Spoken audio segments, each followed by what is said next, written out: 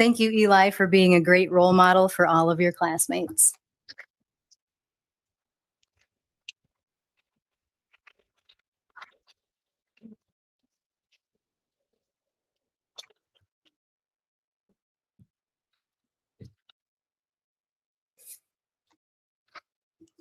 Good job, Eli. Bravo.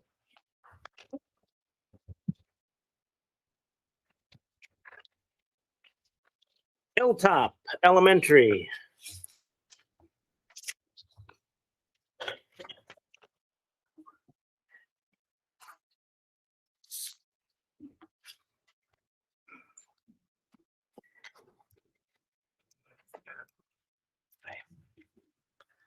My name is Coach Orr. I am the elementary phy ed teacher at Hilltop Elementary. And myself and Miss Dross, our art teacher, and Miss Mackie Faust, our music teacher, nominated Calix for Student of the Month. In phy ed, Calix is a very hard worker and displays great sportsmanship. He's a very good teammate, always looking forward to ways to help his classmates out in PE. In art, Miss Trost said that Calix is always follows the warrior way in class. He has also been an example of how to be an artist by working hard, doing his best, helping his classmates, and following directions. In music, Calix is always a leader of the warrior way. In music class as well, he always puts forth his best effort no matter what. Calix is not afraid to make a mistake and takes criticism well. He is enthusiastic and a joy to have in class. I'm very proud to recognize Calix Crotto.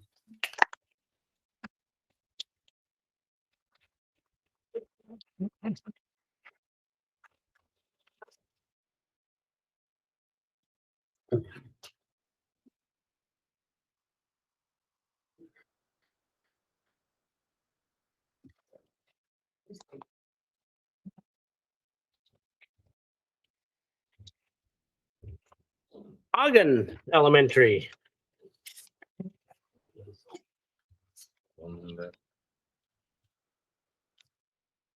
Hi, good evening. My name is Carla Grenier, elementary art teacher, and it is with great joy that I'm here to nominate Lumen Davis from Hagen Elementary. And this is on behalf of the specialist teachers at Hagen. Lumen brings both a positive energy and a great attitude to art, music, physical education, and the library. She is respectful and mindful of the task at hand, but she is always rearing and ready to go. Lumen sets a good example for her classmates of the warrior way. She is respectful, responsible, and safe in every setting. She is a natural leader. Lumen does not complain when it is time to try new things, and she works hard to get the job done. Lumen is a pleasure to have in class, and so we nominate Lumen. So congratulations.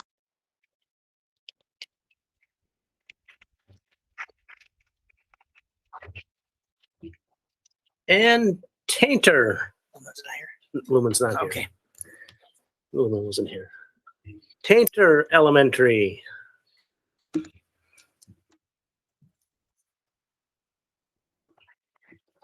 Hi, I'm India Carpentier. I'm the Tainter music teacher, and I am here to nominate Tasia White, who is a fourth grader at Tainter. Tasia always comes into class, and I know she's going to work her hardest and do her very best, even if it might not seem like her favorite thing to do that day. She always is a caring and kind classmate and a good friend in class. She always is reliable, and I know she's going to come in with a positive attitude and just have a smile on her face every day. So with that, we would like to nominate Tasia White.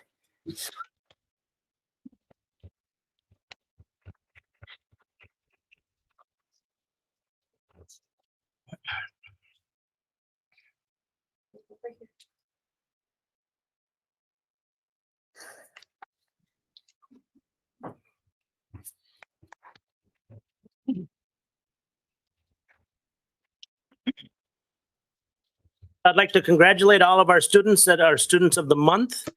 Want to let you all know that all of our students, as they receive these awards, will have their name put in a drawing. And at the end of the school year, one lucky student will receive a new Chromebook. And so good luck to our students on that. And then the other thing, I would like to thank all of our teachers for taking the time to be here tonight to tell us about the students that they nominated. So thank you. All right, we will take a brief moment. Anybody that is looking to leave, now would be the time to do that. Otherwise, we'll get started here in a few minutes to go to the appearance section. All right.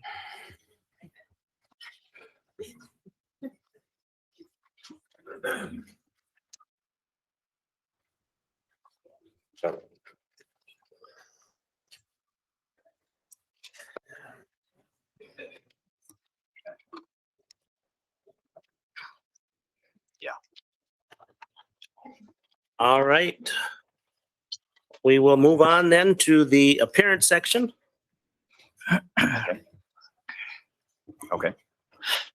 Just a note, we're having some technical difficulties in the stream. So if there's any listeners out there listening on YouTube or watching on YouTube, our IT director just put up a different stream, a better stream. If you would switch over to that one, the audio quality should work better. If you've seen me texting here, we're struggling with audio quality on the output side on the stream. So. All right. Now we will move on to the appearance section. So as we get into this section, I will first want to let everybody know that we do have a policy in place. So we have 30 minutes to hear from our community. And each speaker gets to speak up to 3 minutes in length. I also want to make sure everybody understands that as you're up there speaking, you're not only speaking to us here in the boardroom, but you're speaking to our community and our students and our staff. And so please be respectful of one another. We have to live with each other. We have to be friends. We have to be neighbors. And just state your position on whatever you want to let us know about, but be caring and courteous of one another.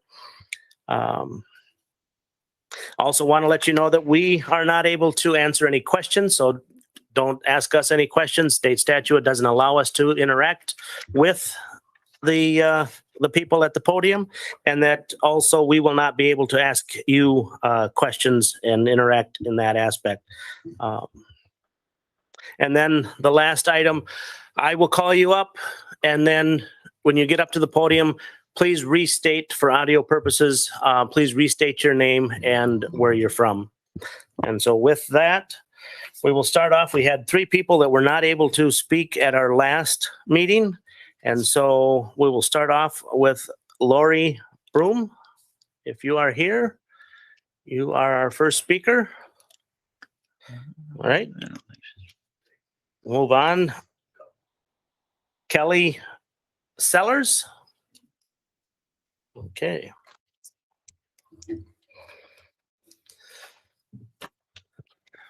My name is Kelly Sellers. I'm from Rice Lake School District.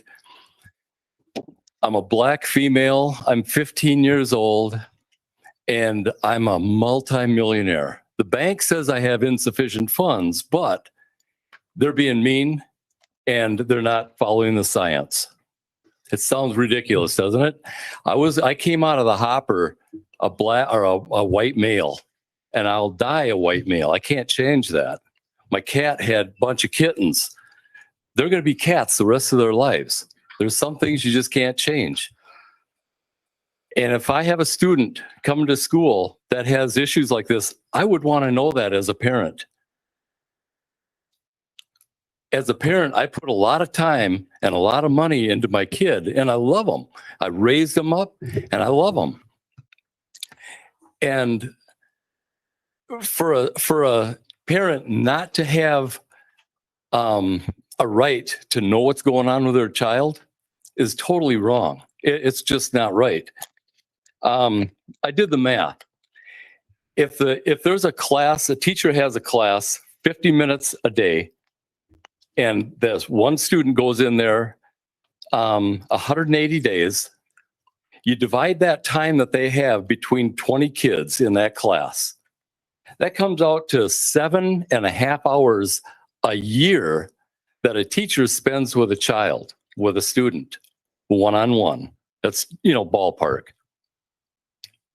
What gives that teacher a right to make a decision as important as transgender things going on? More so than a parent. A parent has a whole lot more time than 7.5 hours a year with their kid. It's very important that parents have a right to know. That's all I've got to say. Thank you.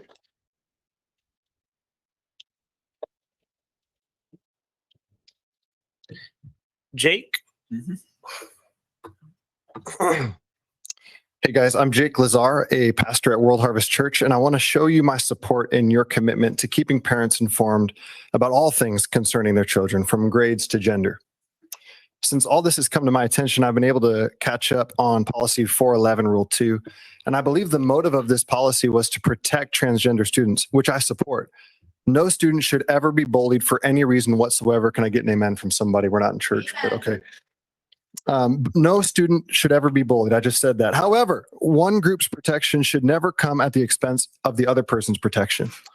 Right now, under your current policy, you state, and I quote, transgender students who wish to use the locker room corresponding to their gender identity will be provided an accommodation that best meets the needs of the transgender student. Here you guarantee accommodations, which I can get behind, but I take issue with how and what accommodations you present. For the next revision, I'd like to propose 2 solutions to the Policy and Legislative Advocacy Committee. So Kevin Jensen, Dr. Henkel, and Diane Kozer. Number 1, your policy says accommodations could include, could makes provision to invent accommodations outside of the 5 that you have listed. My suggestion is to change the word could to will, just like you did at the beginning, to maintain policy continuity. Number 2, your 5th accommodation in that policy reads, and I quote, access to the locker room corresponding to the student's gender identity. Now, in one area here, you win, in that the transgender student feels comfortable, included, and protected. But you dangerously lose in other areas, in that other students, biological girls, for example, who are minors under your supervision, can be involuntarily exposed to men's genitalia, accommodating the biological male at the expense of the biological females. And that's a problem. If in your aim to protect a few, you are violating the others. You say, this isn't happening right now. Well, under your current policy, it can. And it's horrific that you'd allow such a thing. My suggestion is to rewrite accommodations in such a way that all students are required to utilize the locker room and restroom that corresponds with their biological sex assigned at birth, or a private single-person room, and that's it. No gray area. To protect all students. I've printed this statement. I've handed it over to you with my contact information if you need to correct my understanding of the policy, get clarification or anything. But my friends, hear me tonight. For God so loved the world, and this includes every person without exemption, exception, or exclusion, that he sent his one and only son, Jesus Christ, to die on the cross and arose again on the 3rd day, so that whosoever believes in him and returns from their sin and gives their life completely to him will not perish but have everlasting life. And there's a movement right now that's lying to you, saying that you were born a mistake. Well, you're not a mistake. In fact, according to Ephesians 2:10, you're a masterpiece. You are fearfully and wonderfully made in the image of God. Jesus loves you, and so do we. If your heart is burning and yearning Time is for the up. true unconditional love that only Jesus can offer, my wife and I would be honored to talk with you after this meeting, judgment free. Thank you.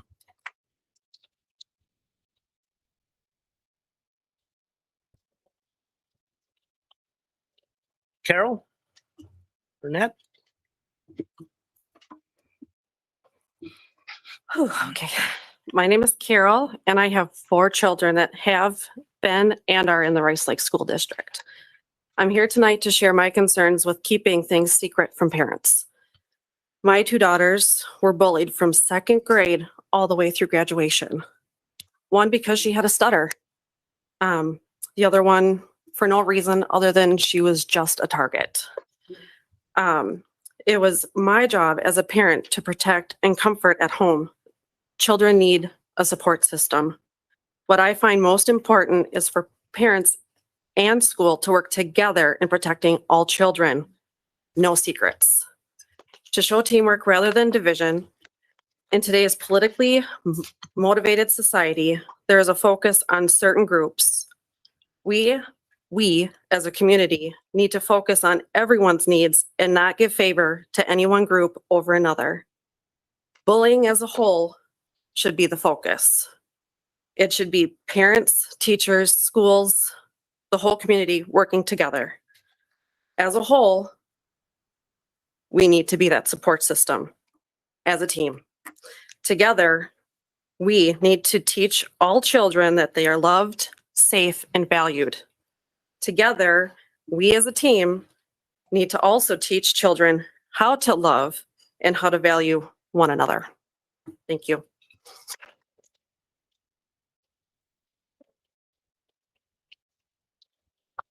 Nancy Keeler. Hi. So thank you again for school board members, superintendent, principals, and teachers. You are extremely important and you're building our children's lives. I'm Nancy Keeler from Cumberland, but for the past 25 years, we've provided housing in Rice Lake for many families. So the quality of the Rice Lake school system is very important to us. So I'd like to set the record straight on one thing. I was at the policy meeting in September when the policy members were present, including just 2 people in the audience, and it was myself and one other. Then somebody else came at 7:30, so there were just 3. There was no bullying, no hate talk, no harmful talk, no hurtful talk, as Abby Fisher has publicized. I have 10 pages of detailed notes of back and forth the questions that were asked from the meeting for anyone to see. There was discussion back and forth. There was polite disagreement. There was no bullying. There were no loud voices. There were different viewpoints. It was a discussion. And it was said we can agree to disagree. There was no reason for Abby to feel unsafe by what the board members had said. So I just wanted that known for the record. All right, with that being said, all students are important no matter what the difference may be. And parents are the head of these students and have the right to know everything that their child is taught. I called the Department of Public Instruction in Madison 3 weeks ago. On September 21st, they called me back, and then I asked her to put it in writing what she said to me. So this is from Carrie H. Race, she, her, hers, attorney of the Office of Legal Services, Wisconsin Department of Public Instruction. So she said, your initial inquiry to the Department of Public Instruction was regarding what the state was requiring for a transgender education. As I explained to you, there are a variety of state statutes that dictate public schools must have instructional programs in certain areas like personal development, physical education, health, and other topics. The words gender identity and transgendered are not found in these statutes. So in response to your very narrow question of what is required by the state for transgender education, I advised there was no such requirement. She goes on to say, Wisconsin is generally a local control state which gives school districts and their boards the ultimate authority to determine how to implement the curriculum requirements set forth in state law. The school districts may choose to teach on topics which are not specifically required by the state in service of the curriculum standards set forth. Thank you. Thank you.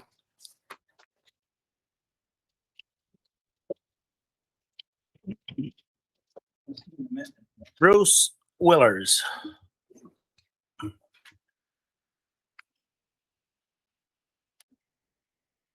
Good evening. Bruce Willers, Rice Lake, Wisconsin. Both of my children went to Rice Lake area schools, graduated, and I'm here to address the transgender and the common bathrooms and showering between children as proposed. Under no conditions would I've ever allowed my son and my daughter to shower in the same facility with open walls, open doors, nor would I want my daughter to shower with my son in open doors. And I have 2 grandchildren now, which are both boys, nor would I ever want or encourage them to shower with a female in an open door or open area of showering. I'm here to tell you that we need to get back to the basics of strictly educating our children so that they can become productive workers and individuals in the community. You were elected by the people of this community and the school district around the surrounding area of Rice Lake. For those of you that don't listen to your constituents, you need to ask again, why am I taking up the time in this chair? Have you no respect for that chair, which says that you must listen to your constituents? You may not agree with them, but you should listen to them. And the majority of what is good for this community, you should take and vote and represent those types of policies every day that you sit in this chair and make a motion or a proposal for a new rule in this Rice Lake Area School District. Thank you.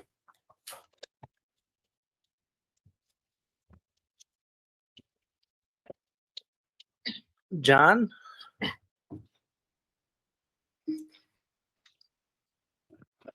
Good evening.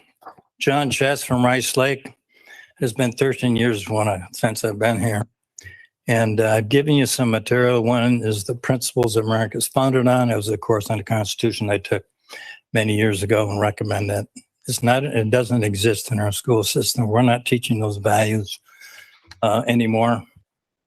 Anything related to virtue, 10 Commandments have been taken out of the classroom, and basically so is constitutional education. We're getting maybe, it's very inadequate. And so that's the positive part here. Those principles apply to what we're talking about tonight. My last thing I said here, I may be Randy Drost is here. I said, talk about sleeper agents. If you read the material I left before, you know what I'm talking about. We do have a subversive enemy in this country, and they're promoting policies that will take us down from within.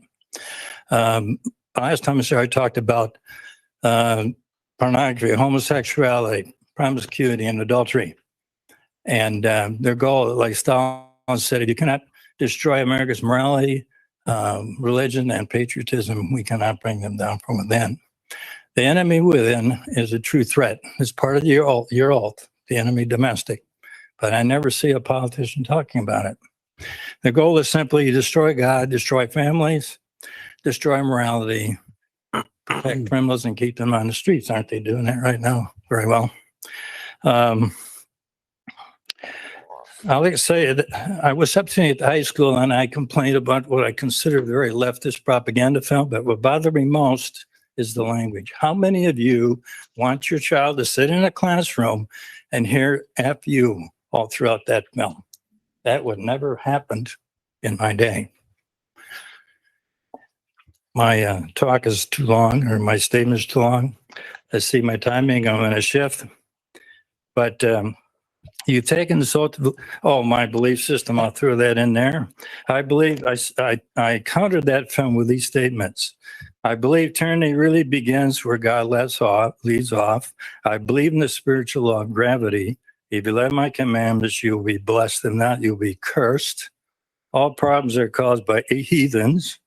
The only ones down at the legislature begging for social programs are the latter ones. And a statement from my faith, we are taught that gender is an essential characteristic of individual, premortal, mortal, and eternal identity and purpose. The school system, I like to say, keep Marxism out of the classroom morally and politically. Marxism teaches it's opposite what God teaches. The more moral decadent behavior you do, you're supposed to be healthier, but statistics have proven that it usually makes marriages more difficult. And that is time.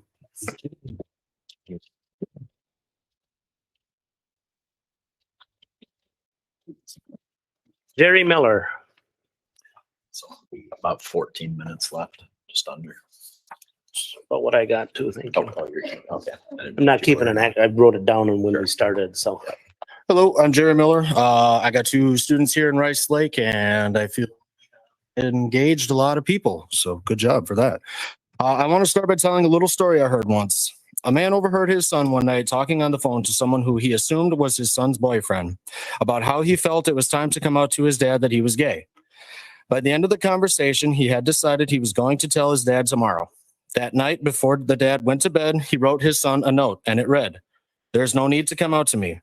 I know you are gay. We are low on milk. Can you please pick some up tomorrow? Love, Dad." Parents who are doing their job will love their children no matter who they become in life. So encouraging children to be honest and open with their parents should be a priority and not some trivial concept. It might be scary, but it's better than living a lie. Calling us ignorant because we don't agree with the agenda some of the adults in the community are pushing does not help lower the level of contempt or hostility over this subject. People feel unsafe because the safe space sticker was removed. It's like our children feeling unsafe when they are put into a class where a pro-LGBT slideshow is presented, where you tell the class you have the power to make the schools let trans kids use opposite gendered bathrooms and to make the schools let trans kids play sports with the opposite gender. Feeling safe at school goes both ways. If it's not equal, it's not fair. Girls will get destroyed playing sports against biological males, and the boys will own every sport they play in when they compete against biological females. It's like giving a bride a black eye on her wedding day. It's ugly and obscene. Lastly, I want to give my words of encouragement to the board and encourage you to have the courage to change and revise some policies to bring about fairness and equal protections for all of the students and end some of the unequal protections for groups of students. This will be a step in the right direction and bring about transparency, honesty, and openness between students, staff, and parents. Thank you.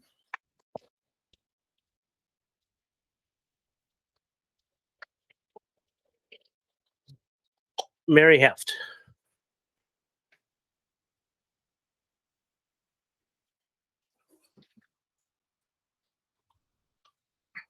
Mary Heft, Rice Lake.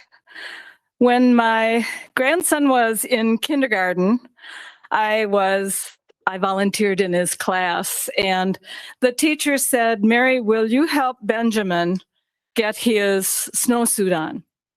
I said, "You bet." So I went with Benjamin to the closet, and Benjamin pulled down a pink snowsuit. He was putting the pants on, and I said, "Benjamin, put your own snowsuit on." And he looked at me and he said, "This is my snowsuit." And I said, "I'm sorry, Benjamin, go right ahead." Now, jump forward one more year. My grandson's in first grade, and I'm going to volunteer again. And so we're walking in, and my grandson said to me, "Grandma, do you remember Benjamin from last year?"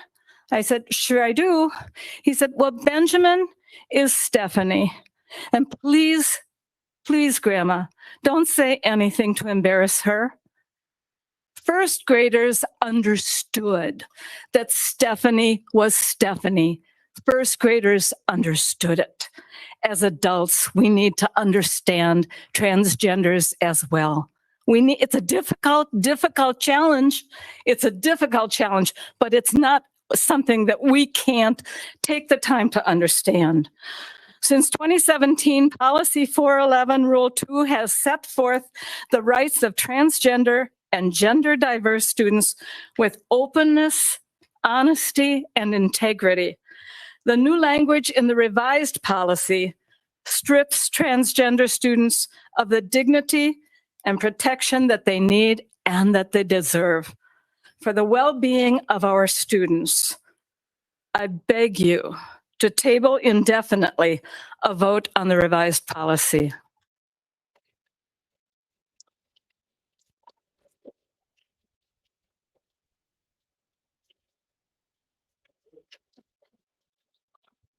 Ken Hood.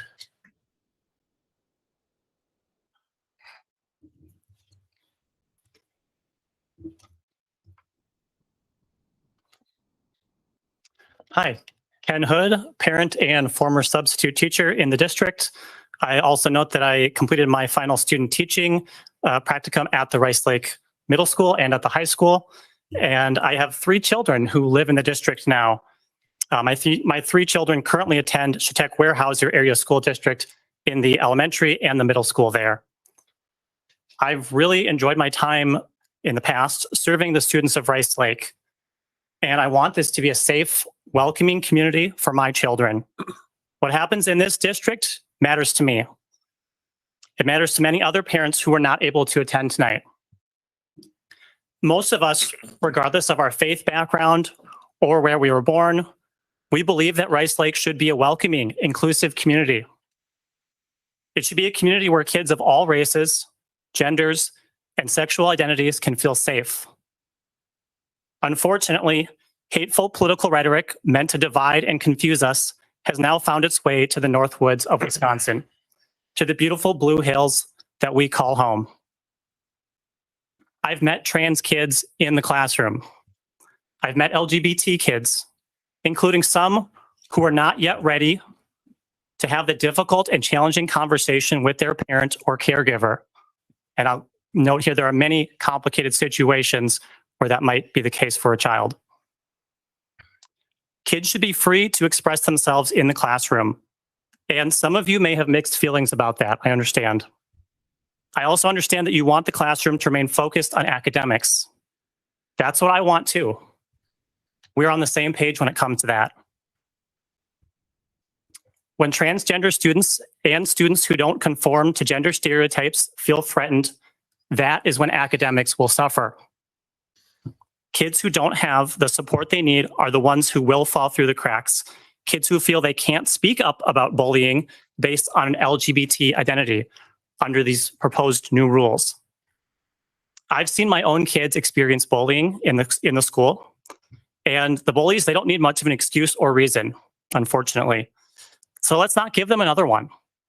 Instead, let's empower our teachers to do what they're already striving to do every day, to be safe adults who kids can confide in. Teachers are trained in how to interact with their students in a respectful manner. Teachers understand some things are said in confidence. And of course, there are important exceptions to this. If you look up the fact that teachers are mandatory reporters, I had to get training on that. All the Rice Lake staff who interact with students regularly have to get training on that. So we don't need to add additional disclosure requirements meant to target and stigmatize vulnerable students. Like I said already, all students deserve to feel safe and welcome at school. This is what I want to see happen as a former teacher and most especially as a concerned parent. Thank you so much for your time.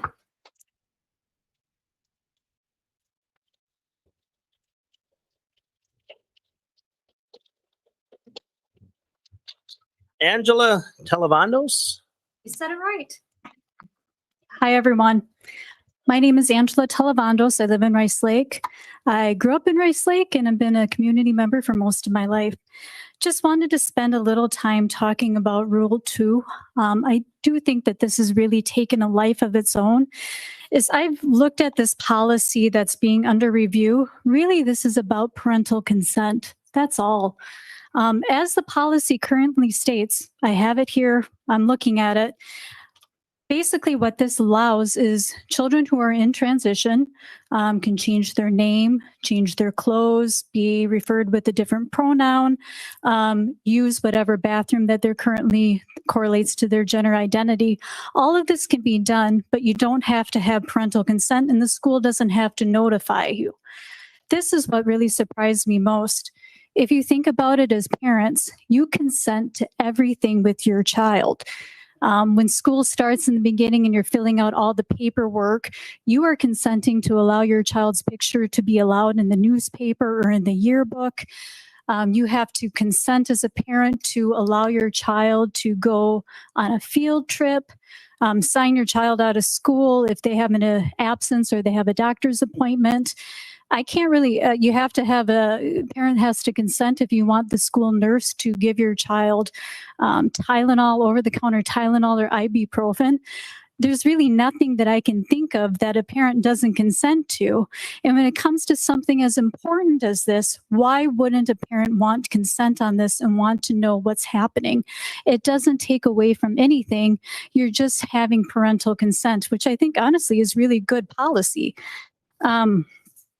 as I've been thinking also through this, I know that there's been some conversations about safe spaces and some stickers taken away. As I understand it, those stickers really were taken away only to be put back in place with the right language as they just expired. So that's still in place. Students can go still talk to their teachers. If a student needs to come out to a teacher, that teacher still will hold that confidential. All of that is in place. That does not go away. So again, going back to this rule is just about parental consent, which is everything that we do. So thank you for your time. Transparency is really good. It sets everybody up for success. And I think it really does help mitigate litigation and just risk. So.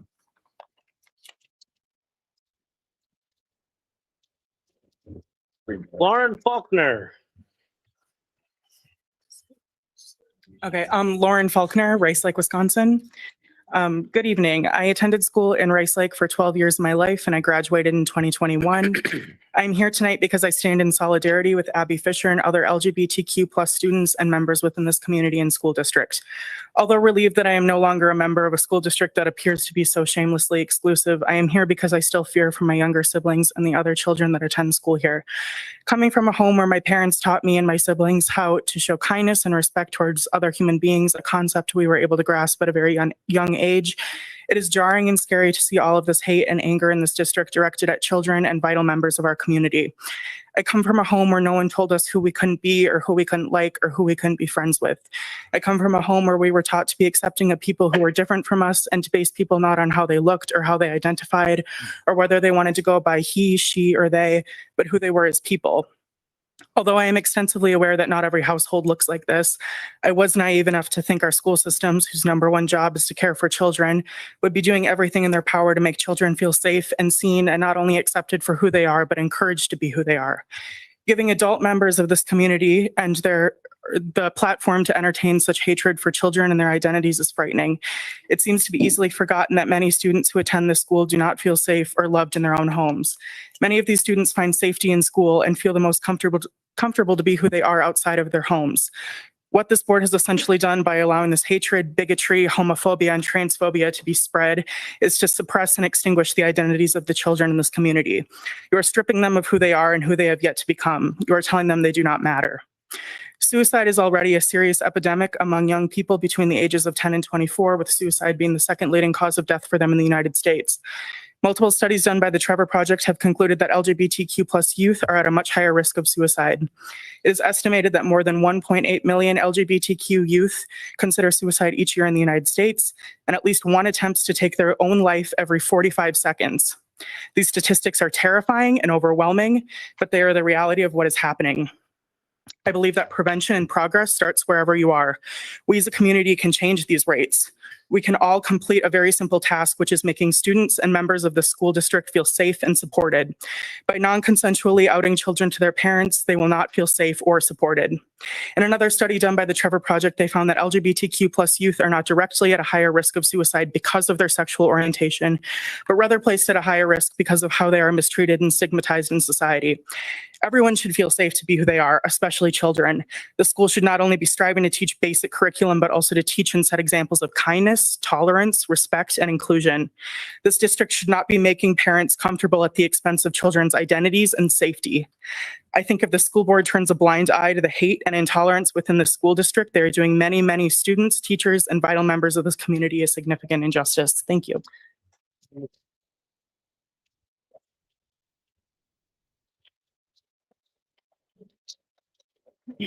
That is our 30-minute time lot. We do have 10 people that have signed up to speak yet to us tonight. Your names will be put on for our meeting in 2 weeks.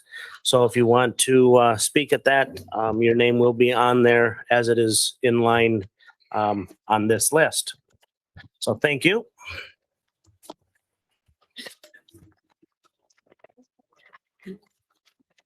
All right, next we have our approval of our regular session meeting minutes from Monday, September 12th. I would entertain a motion to approve our minutes. Move to approve. Motion has been made. Is there a second? Second. Motion has been made and seconded. Any further discussion? Seeing none, all in favor signify by saying aye. Aye. Aye. And nay? Motion does carry. And our minutes have been approved. Next, we have our consent agenda, where we have 4 employment resignations and it's on the page here. 3 employment recommendations. I would entertain a motion to approve our consent agenda. I'll motion to approve the consent agenda. Motion has been made. Is there a second? Second. Motion has been made and seconded. Any further discussion? Seeing none, all in favor signify by saying aye. Aye. Opposed? Opposed? And that motion carries. The consent agenda has been approved. So now we get into the report section. We'll start off with our Warrior workforce. Jenny. Maybe. Jenny Amos.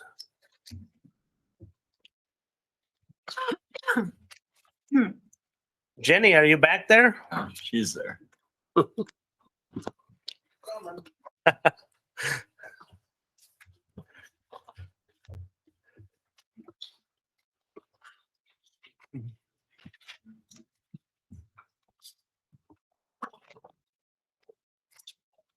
Up at the podium.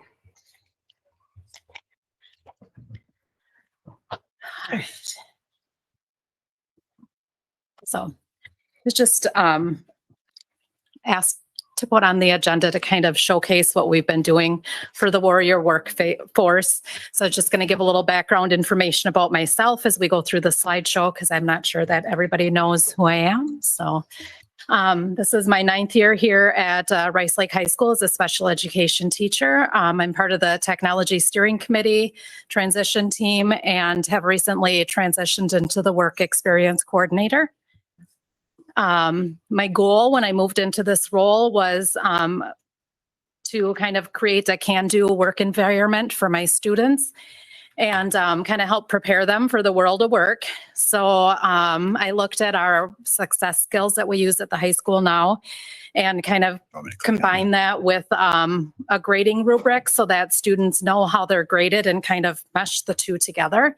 So if you want to click on there, it kind of breaks down all of the different expectations. Then this can be directly sent or directly graded to parents and that, so they understand how their student is being graded and kind of making sure that they're prompt and prepared, they're dressed appropriately, their productivity within our work experience setting kind of meets what the needs are. And it kind of goes through, and you can look more closely at that later, but just kind of looking at kind of that transparency so parents know how students are graded and giving them an opportunity to kind of be good workers when they enter into the world of work. If you want to go back together. One of the other things that I did was I started with some of my students with intellectual disabilities and some of the other more significant disabilities that when you hand somebody a resume, you may not understand how much students can do. I kind of helped in them create visual resumes to kind of showcase what they're able to do. Because sometimes we are quick to look at somebody and maybe see, well, barriers that they may not be able to do. So this particular student, if you click to the next one, it's his job and, you know, contact information in that, but talks about like what he's done and his work experience, kind of where he wants to be after high school. The next one there kind of talks about what he wants to do again after high school. And then it actually showcases the different jobs that he has done and kind of take pictures so you can visually see that, you know, some of the things are not barriers for him. He's able to do all of these things successfully in the community. So I won't go through like all of his contact and that, but it also kind of gets the employer some key that information for about like when they would learn best and how maybe to accommodate them, making sure this student has a routine and knows what to expect. So one direction at a time. So kind of that open communication that the student may not be able to verbalize in an interview, but still allows that employer to know what that student can do instead of what some of those barriers would be. So we're going to go back to the other.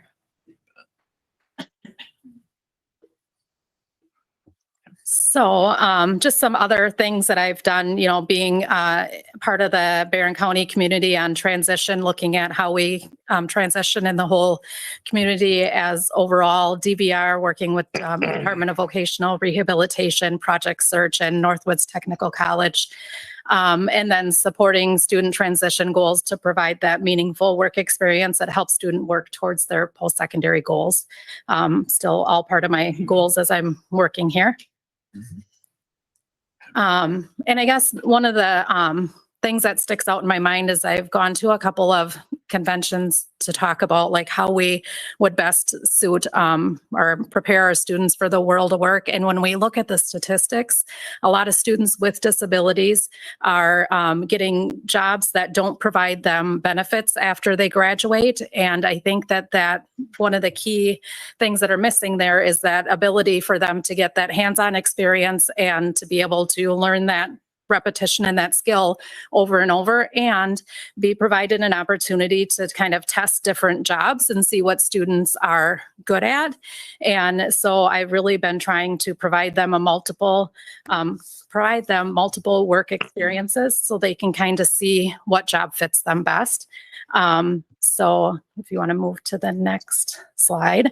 Right now what we have the Warrior Mudroom, where we do all of the laundry for the gym classes and our sports teams and the kitchens throughout the district. We also do recycling within the school building and shredding.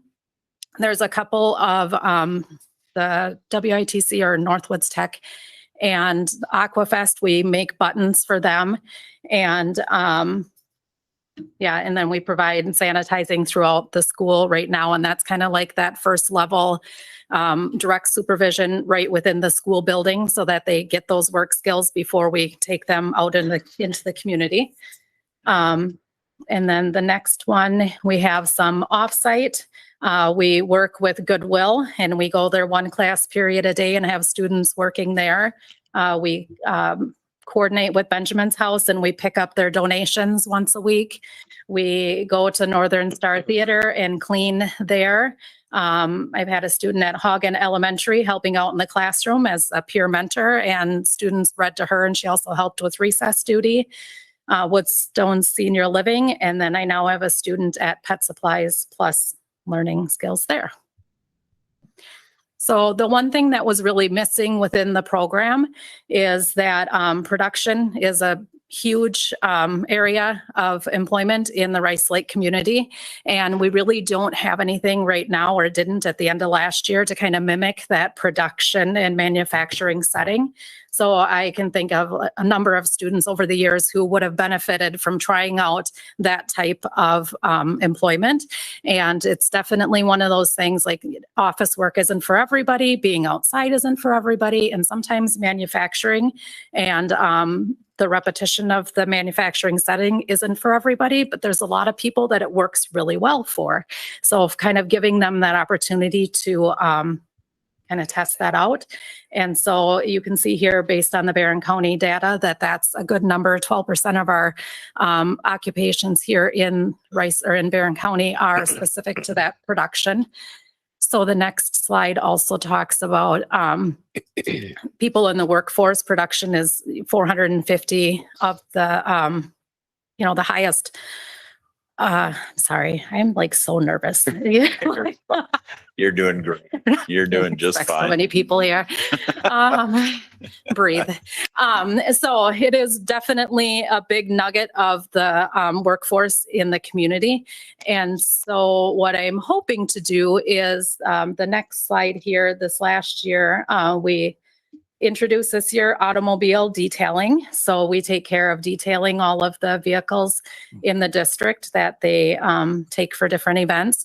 And I'm working with the maintenance to kind of have a checklist so that students can actually like check the oil and go through that and kind of help out that part of the maintenance, because they don't always have time maybe to, or I'm sure they do it, but it would help them and help our students learn those skills. So the other thing that I have is we purchased Warrior Workforce, some fabricating. So we have laser engravers and some vinyl printing that we can do, and a 3D printer. So this year, last year, they made my students were with Miss Pete Peterson, and they made the Warrior water bottles for staff appreciation.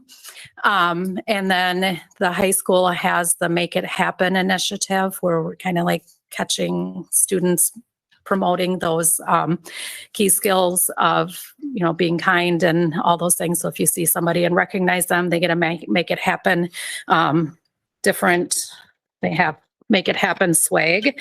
So we helped them create some backpacks, pencil cases. There's little Make It Happen stickers that they could put on things. And then they just made the big tennis things to go in the yard. And so they did the vinyl for them, and to kind of, so that's what we've been working on so far. They also make the adult passes for the athletics and engrave them. And I have other like water bottles and stuff. We created this last week. We just got the new vinyl printer. And so I created the Student of the Month stickers to give out to parents. And I feel like it's really cool to kind of showcase what our students are doing well and put the Warriors out there to the community for the good things we're doing. So I think that, I guess what's next is just kind of taking that to that next level. We've been fortunate enough so far to have jobs to keep us busy, but we're still always looking for other jobs to keep us busy. So the next slide up there talks about like potential projects that we could do, such as like t-shirts. We don't want to do we don't have the things to do like a full t-shirt factory, but if maybe we wanted to personalize some coffee mugs, engraved water bottles, like maybe even Student of the Term Awards.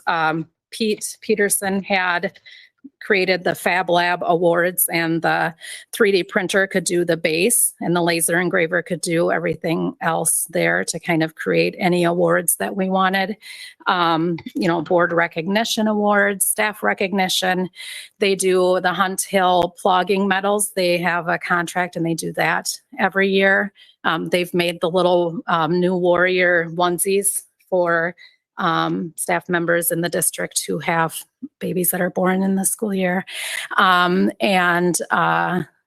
done some of the signage. We just did the track records, the new ones for the wall there. And again, bumper stickers, keychains, that customization is things.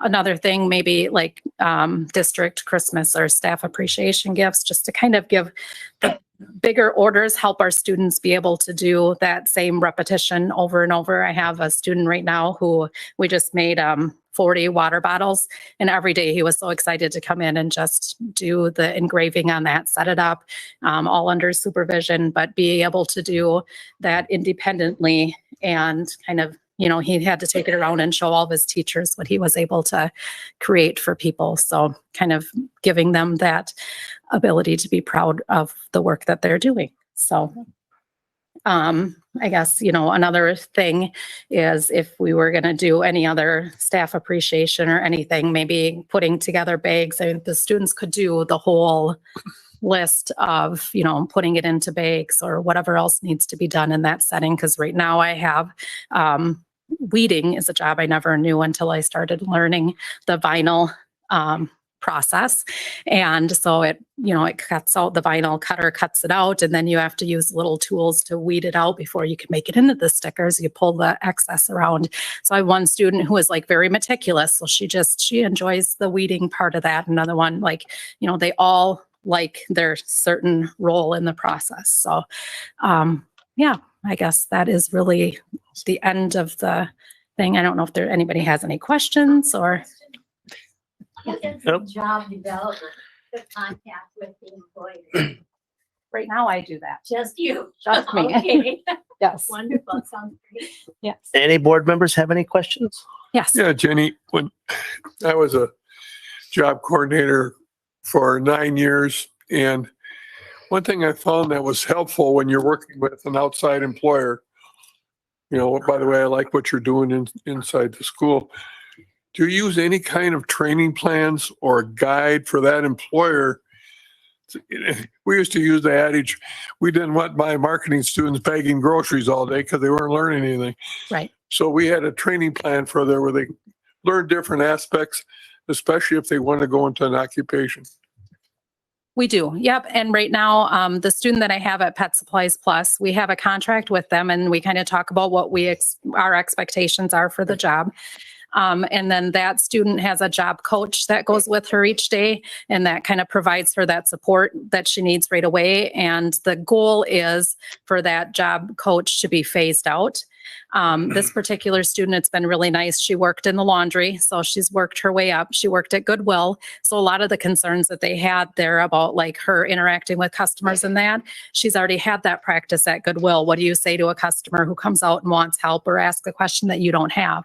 So just making sure that they're prepared, like that first step isn't being into the community. And that's where I use that grading rubric to say, okay, once you're at a level 4, I feel like you can go into the community and be able to, work in that job setting and make sure that you are following those things. So then that student who was at Goodwill worked with a job coach and was supervised, and then she would stay longer after that and didn't need so much support. So that's the goal, is eventually to get to a spot where they don't need that much support, and then it's just phone call check-ins and that. So Working with the community, do you use any kind of advisory committee of business people or employers at all, or is it just interpersonal? Just interpersonal, making phone calls and kind of seeing how we can help each other. Okay. You know, our goal is for us to be able to provide a student that can learn the role, so that if they do have a job opening, my student is the most qualified to get that job because they already have been trained and they know that role. So it's a benefit to both the student and the business. Any other questions from the board? I have a question. For some reason, for some types of work like the auto detailing, do you take in cars from the community for extra practice and to just upgrade the level of quality that they know they have to provide, you know, to increase the pressure on them a little bit, increase performance? I have not, and I don't know, like, as far as like the liability logistics of that. Right now, if you're just working on school vehicles, the liability is, you know, we are moving the car into the garage and that.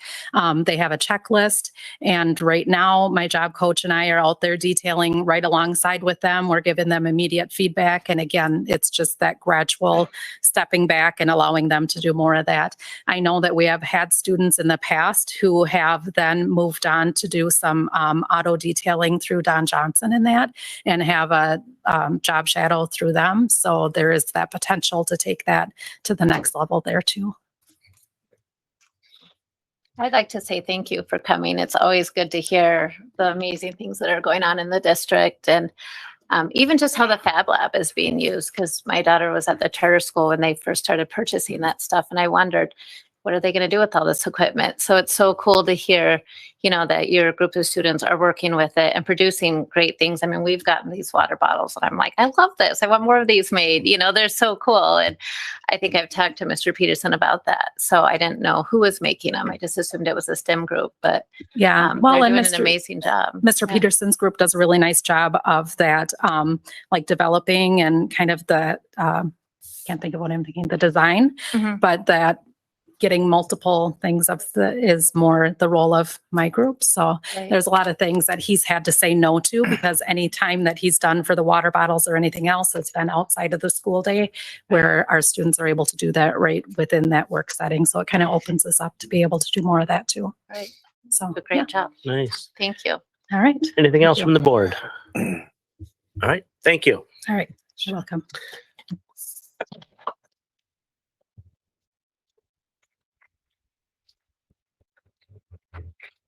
Next, we have an action item. It's the Wisconsin School Board Week, October 3rd through the 7th.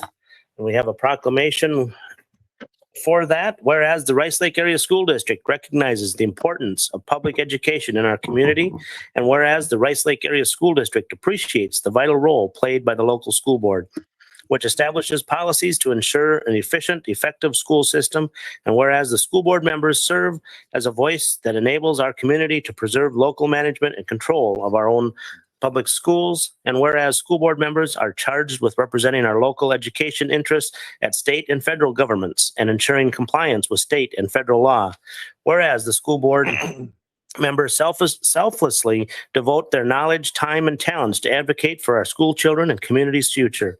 Whereas the local school board members are strong advocates for public education and responsible for communicating the needs of the school district to the public and the public's expectations to the district.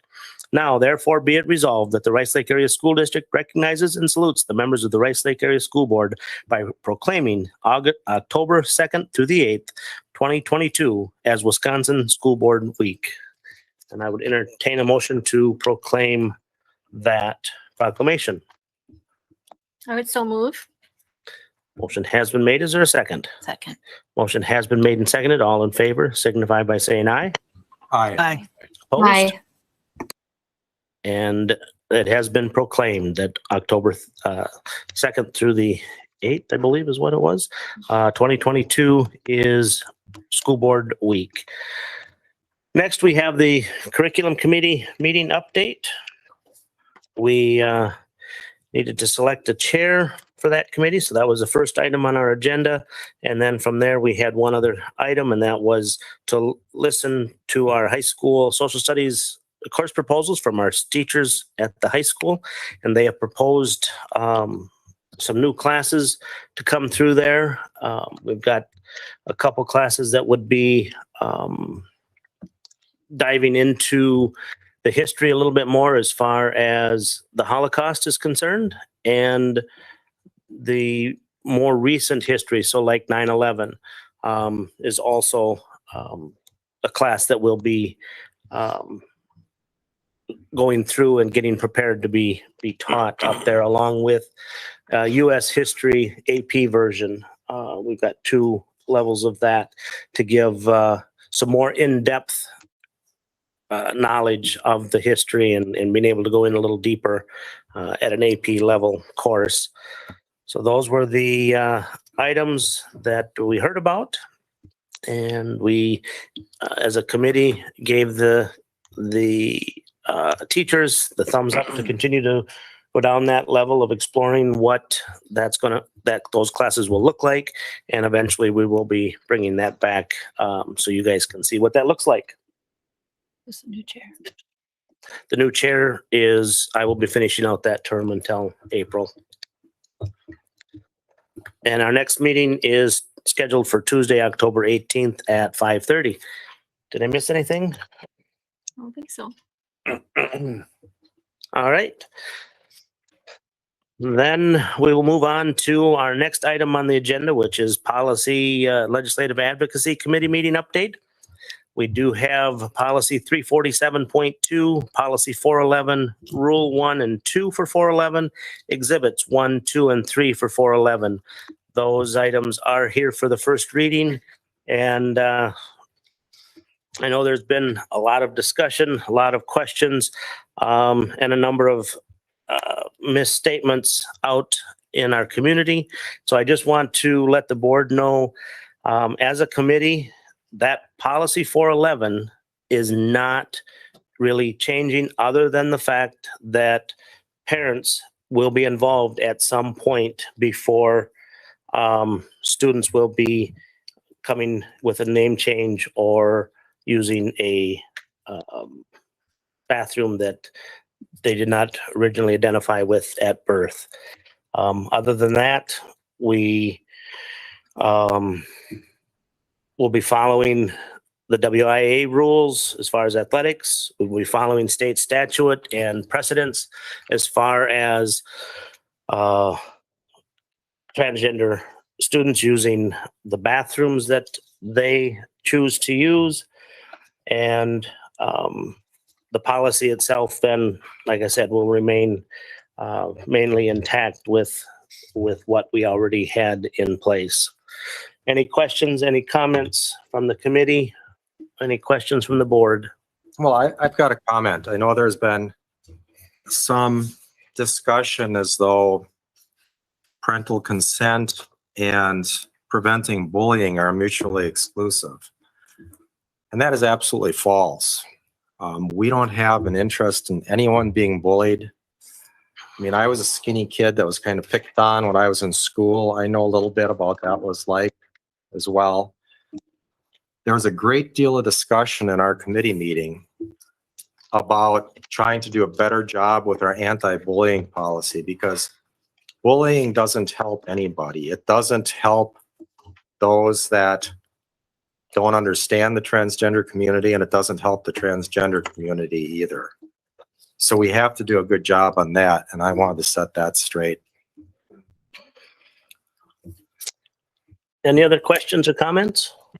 Yeah, Kevin, I just wanted to clarify, prior to the changes being made or being proposed, we didn't have anything in there that specifically said that parents could not or should not be involved. Is that correct? That is correct. Okay.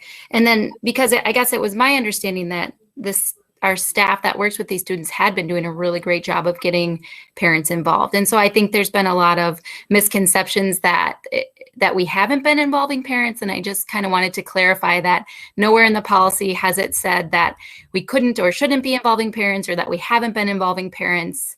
I think that's really important for people to know. This isn't something that we've been doing in secret. And so I wanted to clarify that that was not a part of the policy prior to the changes, correct? Correct. Thank you for that. That is a very good point. I also want to let the board know that if a student is coming out and going to look at the path of transitioning from one gender to another, that they still have that ability to go to a staff member, talk with them, and that staff member doesn't have to then right away run to a parent.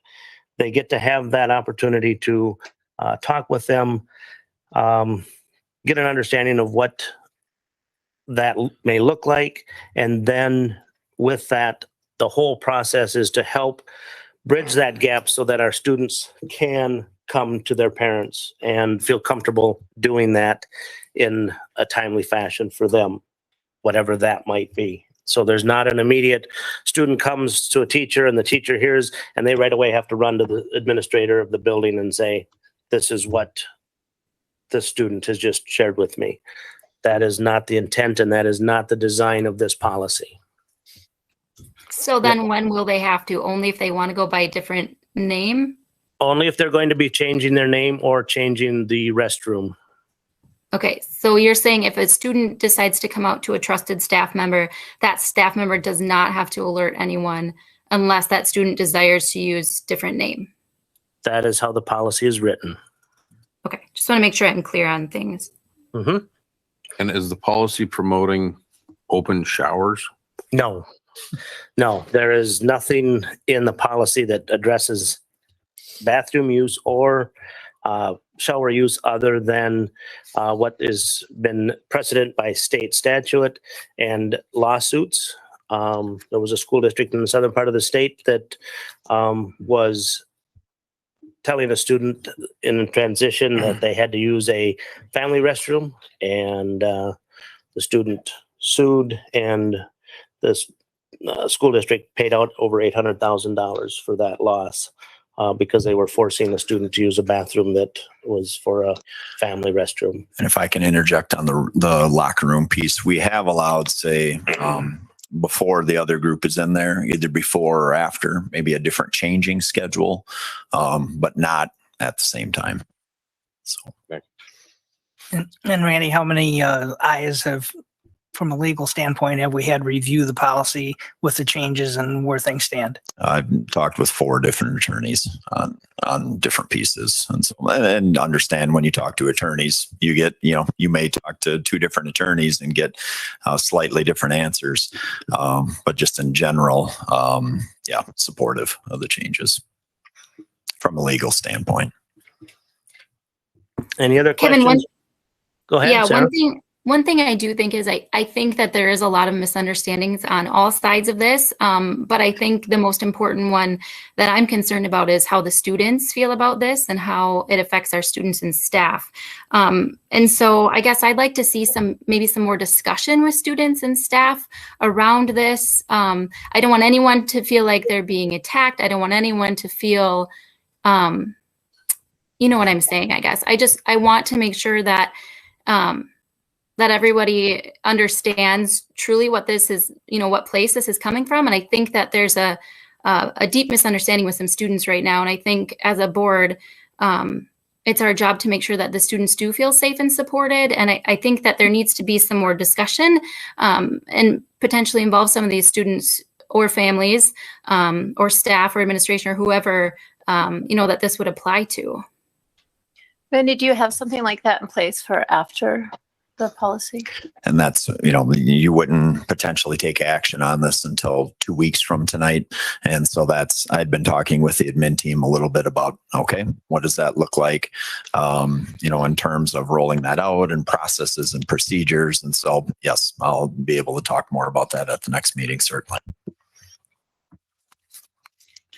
Thank you. Any other questions or comments? I just wanted to clarify one thing on the rule under locker room.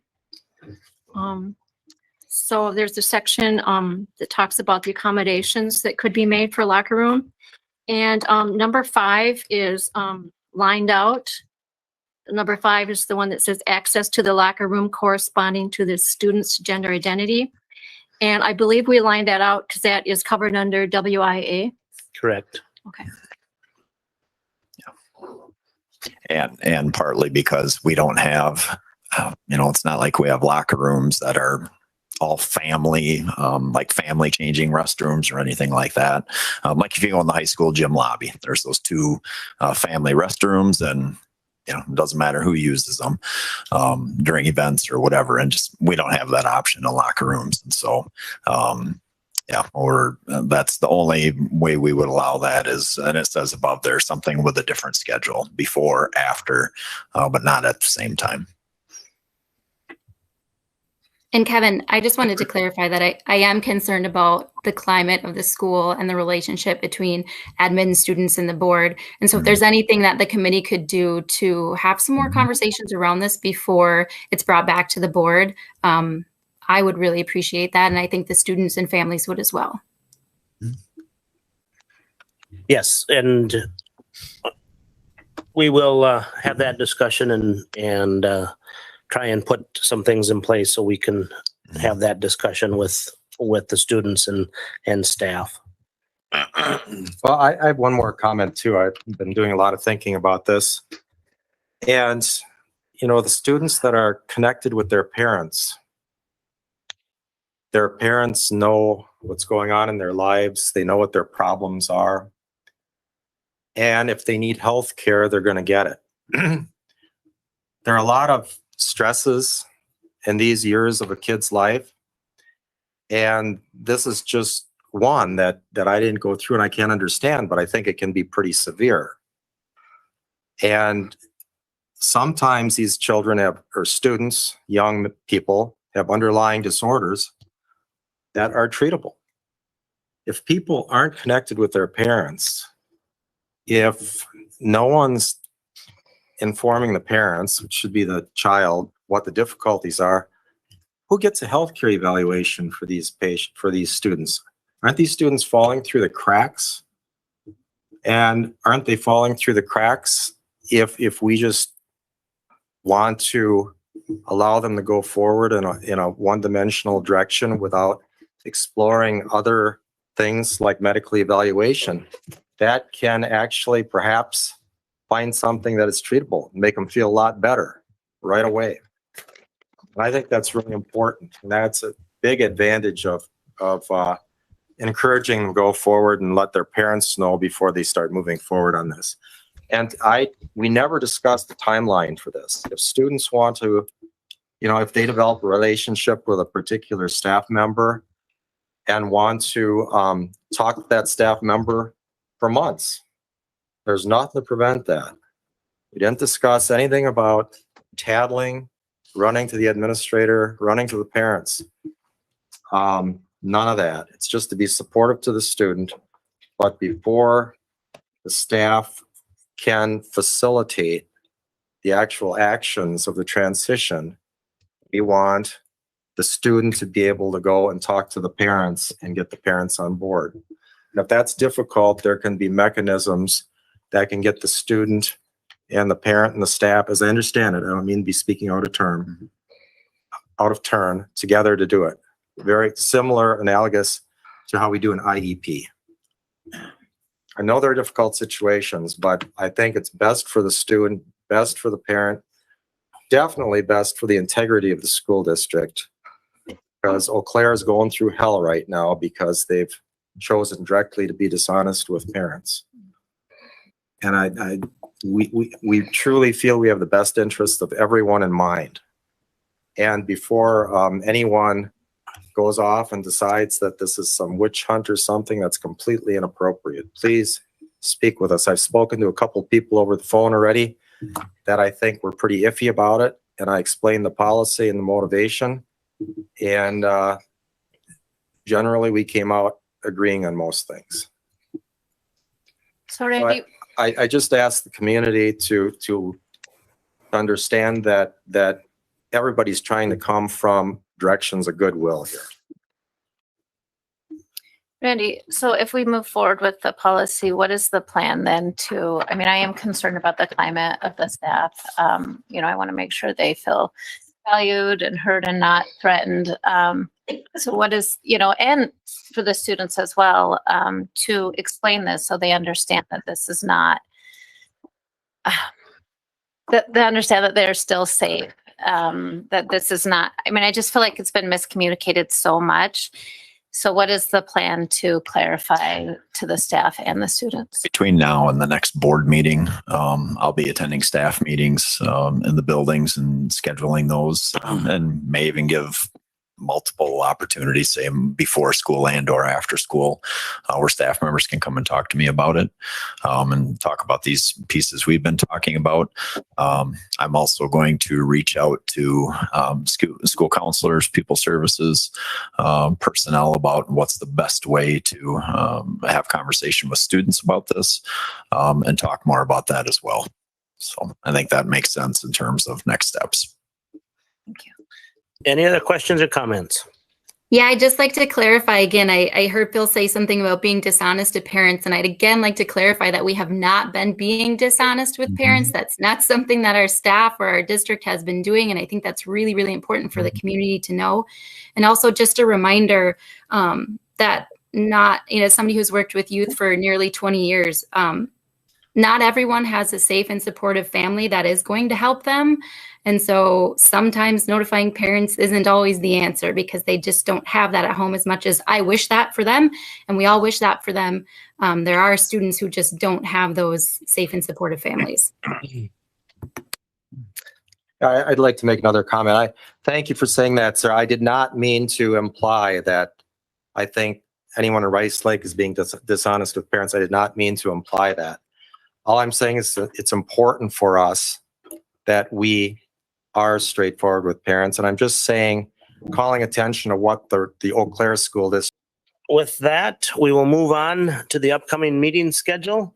On Wednesday, September 28th at noon, there is a political speech, employee political speech online event.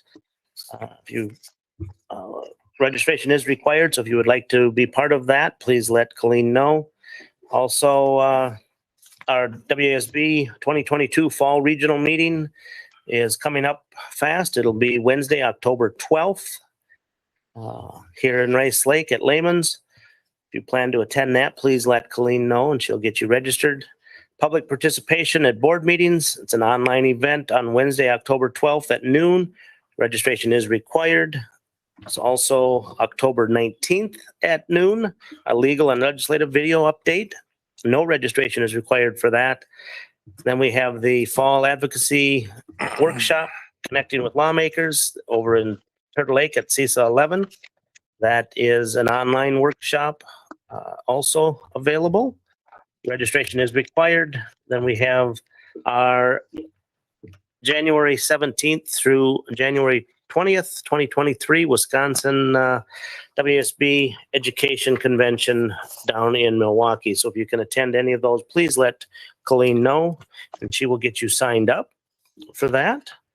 And next on our agenda, we have our student representatives. We have with us this evening, we have Faith and Lucas Peters. Welcome, and thank you for being here. And tell us what's going on in the high school. Okay, like you just said, I'm Faith Peters. Sorry, my voice is kind of gone. I'm a senior class representative at the high school. You want to say? I'm Lucas Peters. I'm her brother. I'm also a class rep at the school. At the high school, most recently, there's been a lot of excitement from just the beginning of the school year, homecoming week, and a lot of events with clubs and extracurricular sports. So on September 17th, we had the 11th, FBLA hosted the 11th annual forest run. And there was a lot of time and effort they put into that. And it was a great success. And I know they're very thankful to everyone in the community who participated or donated anyway. Yeah, I think we're off to a great start to the school year. We have lots of kids involved in clubs and activities. Fall sports are going great. We have great coaching, great fans, great student body, and a awesome community supporting us. So, yeah. Yeah, there's been a lot of involvement. Most recently, just this week, we had homecoming week. There's a lot of participation, and there's a lot that goes in behind the scenes of that, like the Warrior leadership team with Mr. Stradle and the Warriorettes who actually put together the dance. The dance was really fun. It was a great success, lots of people, as well as the week. There were lots of events after school and just a lot of participation. And it was great to see all like the Warrior spirit that came out last week. So that's what we have. All right. Thank you for that. And next we have our district administrator comments. Yeah, I would just say, just as the Peter siblings mentioned, be checking our calendar and Facebook page. Always lots of things going on. I was just going to put out a reminder that this Friday is in-service day. And so all staff will be in service, but students have the day off. And so just wanted to remind people of that. In-service day on Friday. All right. Thank you. And with that, I would entertain a motion to adjourn. Okay. Motion has been made. Is there a second? Second. Motion has been made and seconded. We are adjourned. Thank you.